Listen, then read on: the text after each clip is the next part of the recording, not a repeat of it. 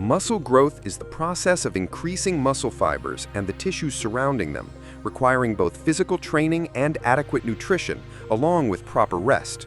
Muscles actually grow during sleep, when the body mobilizes resources for recovery, including the production of growth hormone. In this video, we'll talk about what really drives muscle growth, which exercises are best for building mass, how often you should train, and how much protein your diet should include. From an anatomical perspective, muscle growth isn't about increasing the number of fibers, but about expanding their size and enhancing the density of myofascia and connective tissue.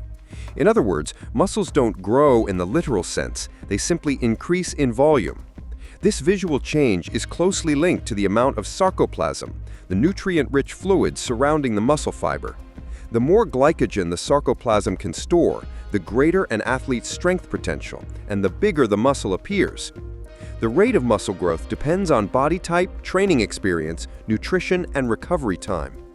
When it comes to what drives muscle growth, there are 4 key factors. You need to train regularly with a focus on hypertrophy.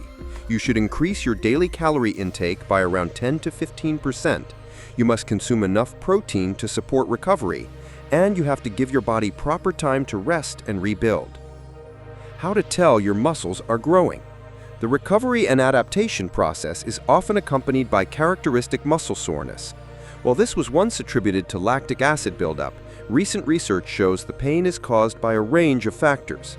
Another sign is gradual weight gain combined with improved strength, but this is only true if you are consistently increasing your working weights.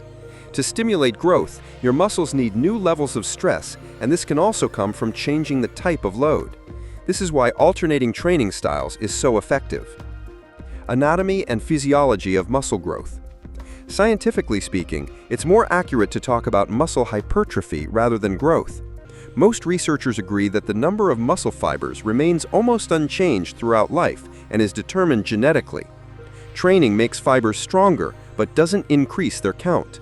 Visible growth is usually the result of increased sarcoplasm, glycogen stores, and connective tissue.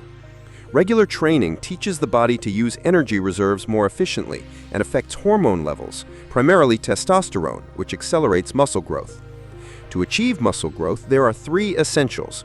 You need strength training 2 or 3 times per week, you should perform multi-joint compound exercises, and you must maintain adequate glycogen reserves in your muscles. How long muscle growth takes? Studies show that muscle-building processes start about 3 to 4 hours after a workout and continue for 36 to 48 hours, depending on the muscle group. This means there's no need to train the same group more than once every 2 to 3 days. For beginners, 3 sessions per week is optimal. Right after training, a beginner's body needs easily digestible protein to stop catabolic processes, along with carbohydrates, at least 150 grams in total. 30 to 40 grams should be consumed immediately after training, with the rest over the next 2 to 3 hours.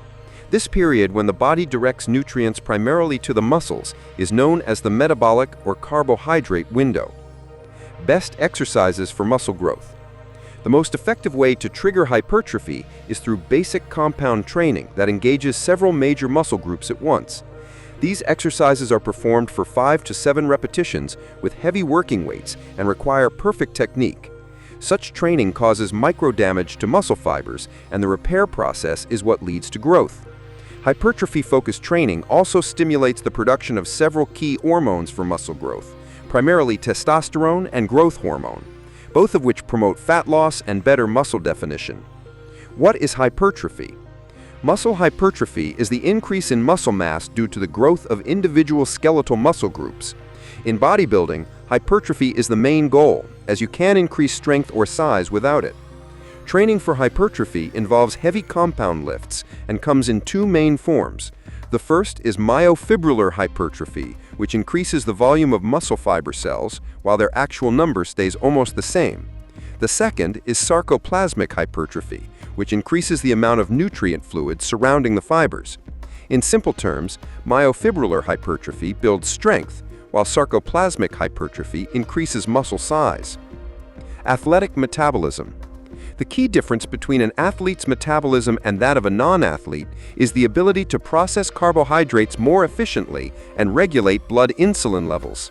In other words, an athlete's body channels dietary carbs into glycogen stored in muscles rather than into fat reserves. Over time, regular training raises metabolism, increases calorie needs, and makes athletes naturally eat more. Modern research suggests there are no true genetic lucky ones. Anyone can develop an athletic metabolism after years of proper training and nutrition. While muscle growth isn't an overly complex physiological process, it can only happen with the right combination of factors: consistent strength training, a calorie surplus, and enough rest. For most beginners, 3 workouts a week are enough. Otherwise, you risk overtraining. So, how many times do you train? Share your experience in the comments.